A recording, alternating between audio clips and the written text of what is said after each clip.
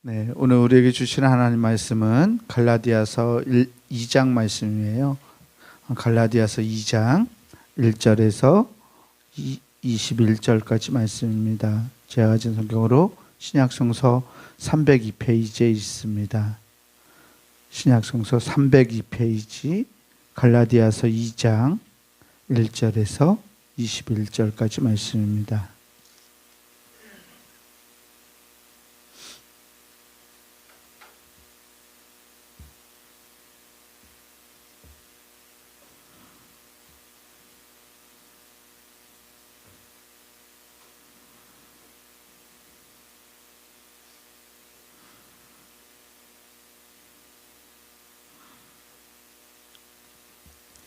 갈라디아서 2장 1절에서 21절까지 제가 한 절, 여러분들 한 절 나눠서 교독하겠습니다. 14년 후에 내가 바나바와 함께 디도를 데리고 다시 예루살렘에 올라갔나니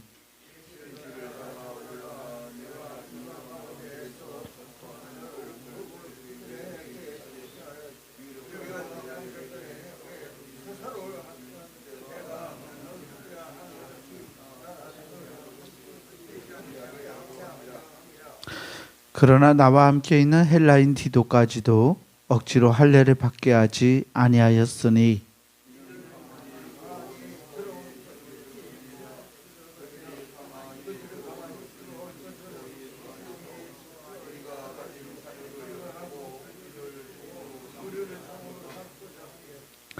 그들에게 우리가 한시도 복종하지 아니하였으니 이는 복음의 진리가 항상 너희 가운데 있게 하려 함이라.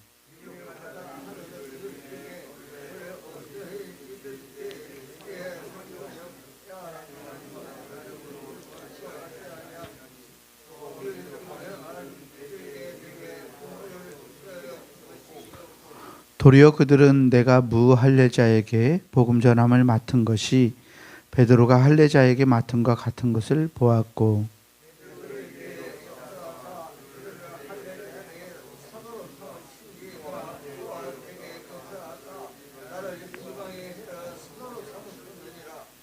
또 기둥같이 여기는 야고보와 게바와 요한도 내게 주신 은혜를 알므로 나와 바나바에게 친교의 악수를 하였으니 우리는 이방인에게로 그들은 할례자에게로 가게 하려 함이라.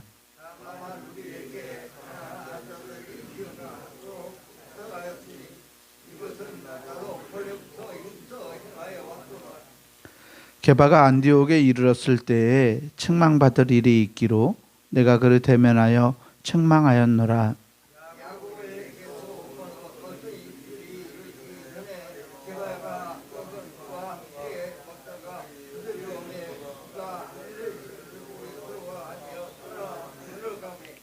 남은 유대인들도 그와 같이 외식함으로 바나바도 그들의 외식에 유혹되었느니라.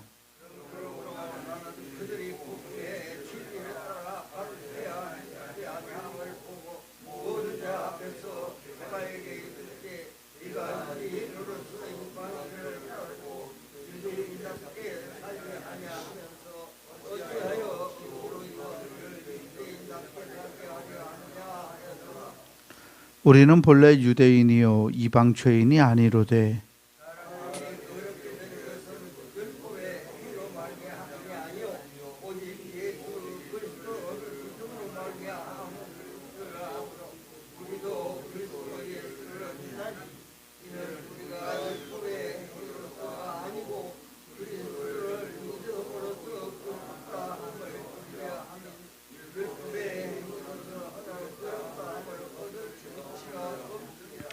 만일 우리가 그리스도 안에서 의롭게 되려 하다가 죄인으로 드러나면 그리스도께서 죄를 짓게 하는 자냐? 결코 그럴 수 없느니라.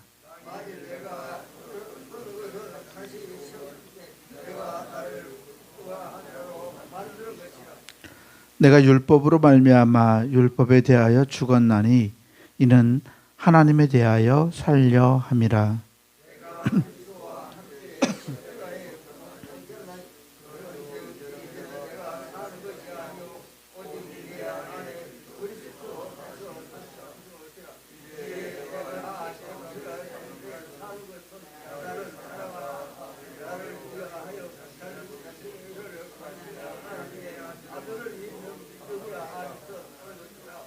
함께 봅니다.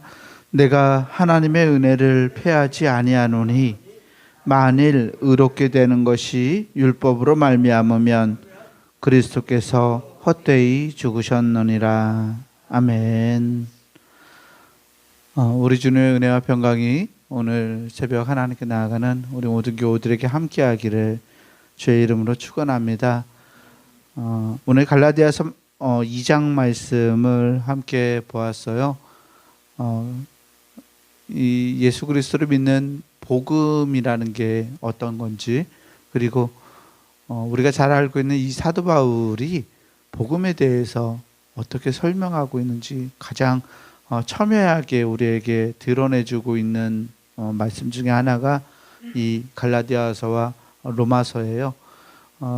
사도 바울이 이 갈라디아서를 통해서 특별히 믿음으로 우리가 의로워지는, 구원받는, 믿음으로 의롭게 됨을 전문적인 말로 이신칭이라고 그래요. 믿음으로 의롭게 된다. 기독교 교리, 우리 기독교 교리의 핵심인데, 믿음으로 의롭게 되고 구원을 받게 되는 것, 이것에 대해서 오늘 갈라디아서 2장은 바울이 어떤 믿음을 가지고 있었는지, 그리고 우리는 무엇을 정말 믿는지를 바울의 자신의 이야기를 통해서 우리에게 보여주고 있습니다. 사도 바울이 이 갈라디아 교회를 개척하고 또 갈라디아 교인들에게 예수 그리스도의 복음이 어떤 거다, 우리가 주님께서 우리를 위해서 십자가에 못 박아 주셔서 죽어 주셔서 우리가 주님의 공로로 의롭게 됨을 얻었다라고 이방인들에게 예수님의 복음이 이렇게 전파하고 났더니 어떤 문제가 하나 생겨났죠. 가만히 교회에 들어온 사람들이 있었는데요. 오늘 사전 말씀에 보면 이는 가만히 들어온 거짓 형제들 때문이라. 그들이 가만히 들어온 것은 그리스도 예수 안에서 우리가 가진 자유를 엿보고 우리를 종으로 삼고자 함이로되 라고 하면서 이 갈라디아 교회에 슬그머니 들어온 사람들에 대해서 이야기를 하고 있어요. 이 사람들이 들어와서 사도 바울이 가지고 사람들에게 사도 바울이 가르쳐 주었던 믿음으로 의롭게 된다, 우리가 예수님의 공로로 구원을 받는다라고 한 이 복음을 흔들기 시작한 거예요. 그렇지 않다. 그것은 믿음으로 우리가 의롭게 되는 것뿐만 아니라 할례도 받아야 되고, 우리가 하나님을 믿는, 하나님께서 주신 율법들을 다 지켜가야만 우리가 구원을 이룰 수 있다라고 사람들에게 전하기 시작했어요. 그러면서 이 교회를 세웠던 바울이 가르쳐 주었던 복음은 반쪽짜리 뿐이다. 결코 믿음으로 의롭게 되고 구원받는 것으로 충분하지 않다라고 사람들에게 전하기 시작했습니다. 갈라디아 교인들에게 동요가 일어났어요. 정말 그런가? 정말 할례도 받아야 될까? 정말 율법을 우리가 지켜야 될까? 먹지 않는 것들을 먹지 않아야 될까? 고민들이 생겨나기 시작했어요. 갈라디아 교회 교인들은 사도 바울의 말에 따르는 것은 너무 쉽고, 그래서 구원의 어떤 더 높은 등급의 구원을 받기 위해서는 율법을 지키고 공로를 쌓고 행함을 가져야 된다라고 사람들에게, 가만히 들어온 사람들에게 배우게 되었습니다. 바울이 그래서 불같이 화를 냈다고 그랬죠. 불같이 화를 내고 우리는 오직 예수 그리스도의 믿음으로만 의롭게 된다라고 본문을 통해서 말하고 있는 거예요. 우리가 가진 자유, 주님께서 주신 자유, 유대인들이 이 율법을 안 지켜도, 할례를 받지 않아도, 율법의 규정들을 매일 하나같이 고민하면서 살아가지 않아도 예수님 믿음으로 예수님 안에서 누리게 되는 구원의 자유를 누리게 되었는데, 이 가만히 들어온 사람들은 다시금 율법으로 사람들을 올가매고자 했기 때문에 바울이 화를 내면서 거기에 대해서 변증하고 있습니다. 이방에 전하는 복음을 사람들에게 전하되 이 사도 바울이 이 복음의 진리가 당신이 전했던 이 복음의 진리가 유력한 자들에게도 뒤지지 않는 것, 유력한 자들이 다 인정하는 것이라고 말하고 있어요. 유력한 자들은 예수님의 제자들이 말하죠. 주의 형제 야고보와 개바라고 불려졌던 베드로, 또 이런 요한, 이런 사람들인데 이 예수님의 직접 제자들도 사도 바울을 인정할 정도로 복음의 정통에 서 있다고 오늘 본문을 통해서 말하고 있어요. 8절 말씀, 7절과 8절 말씀을 보면 도리어 그들은 내가 무할례자에게 복음 전함을 맡은 것이 베드로가 할례자에게 맡은 것 같은 것을 보았고, 네. 이방인에게 복음 전함을 맡은 것이 베드로가 유대인에게 복음 전함과 맡은 것을 보았다라고 말하죠. 8절에도 베드로가 역사하사 그를 할례자의 사도로 삼으시니가 또한 내게 역사하사 나를 이방인의 사도로 삼으셨느니라. 베드로에게 역사하사 그를 유대인의 사도로 삼으셨던 그 예수 그리스도가 나에게 역사하셔서 나를 이방인의 사도로 삼으셨다. 율법을 지키지 않아도 유대인들처럼 하나님에 대해서 그렇게 어떤 행함이나 공로를 통해 알아가지 않아도 그리스도로 인해서 한 번에 자유로움을 얻고 또 구원을 받게 되는 그런 이방인들의 사도로 자기를 보냈다라고 말하고 있습니다. 11절에서부터 반절 마지막 절은 한 사건을 다루고 있어요.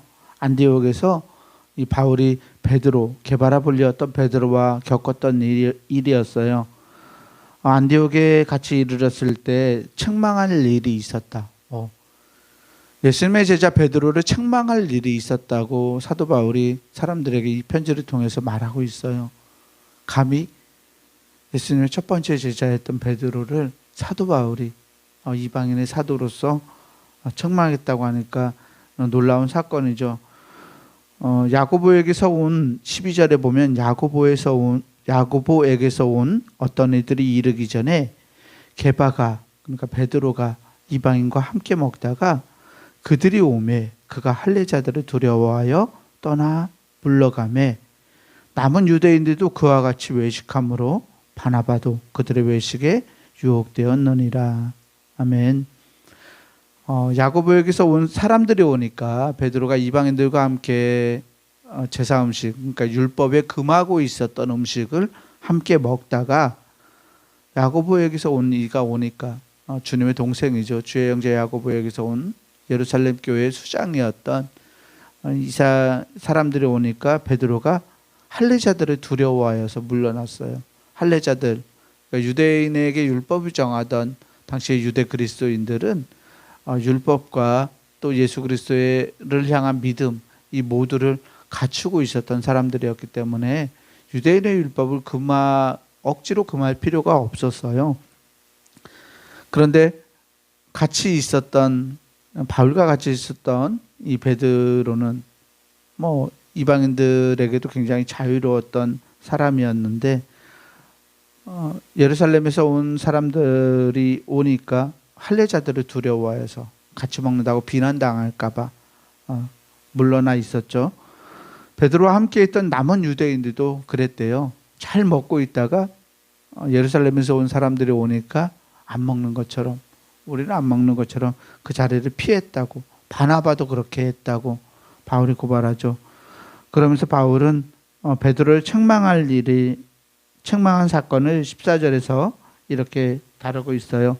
그러므로 나는 그들이 복음의 진리를 따라 바르게 행하지 아니함을 보고 모든 자 앞에서 게바에게 이르되 너가 유대인으로서 이방인을 따르고 유대인답게 살지 아니하면서 어찌하여 억지로 이방인을 유대인답게 살게 하려느냐 하였노라. 아멘. 베드로의 잘못된 행보를 사도 바울이 지적하고 있어요. 어찌하여 이방인들, 그리스도가 주신 자유를 누리고 사는 이방인들을 다시 유대인처럼 율법에 얽매이게 하려 하겠느냐고 그렇게 혼쭐을 내고 있죠. 그러면서 16절에 이런 말씀을 합니다. 사람이 의롭게 되는 것은 율법의 행위로 말미암음이 아니요 오직 예수 그리스도를 믿음으로 말미암는 줄 알므로 우리도 그리스도 예수를 믿나니 이는 우리가 율법의 행위로서가 아니고 그리스도를 믿음으로써 의롭다함을 얻으려 함이라. 율법의 행위로서는 의롭다함을 얻을 육체가 없느니라. 아멘. 우리가 믿는 믿음의 진수예요. 16절 말씀, 사람이 의롭게 되는 것은 무엇 때문에 의롭게 됩니까? 예수 그리스도를 믿는 믿음으로 의롭게 됩니다. 율법의 행위가 아니고 그리스도를 믿음으로써 의롭게 되는 것이죠. 이것이 너무나 값지고 또 너무나 우리에게 효과적인 은혜이기 때문에 너무나 쉽다고 생각하는 경우들이 많이 있어요. 그래서 한국교회에서도 많은 한국교회들이 이 말씀을 조금은 다른 모습으로 받아들여요. 예를 들면 이런 거죠. 믿음으로 의롭게 되고 우리가 행함과 열심을 통해서 상급을 받는다. 상급으로 구원을 이루어간다라는 그런 생각을 가지고 있어요. 그런데 사도 바울이 거기에 대해서 전적으로 반대하고 있습니다. 사도 바울이 우리에게 보여주셨던 바울 사도를 통해서 우리가 보게 된 이 구원에 대한 잘못된 이해죠. 믿음으로 의롭게 되고 행함으로 상급을 받는 게 아니라 오직 구원은 뭐로? 믿음으로 받는 것이에요.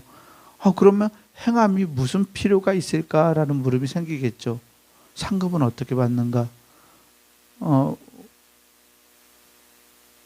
상급의 문제는 이 상급을 받게 되는 우리 자체, 그러니까 어떤 공로를 행하고 선함을 이루고 이런 우리도 믿음으로 의롭게 되지 않으면, 그러니까 믿음으로 의롭게 돼서 우리가 변화되었기 때문에 감당 가능한 맺게 되는 자연스러운 열매라고 성경은 우리에게 말하고 있습니다. 때문에 구원은 결코 우리의 자랑이 아니라 오로지 예수 그리스도의 은혜로 말미암는 거예요.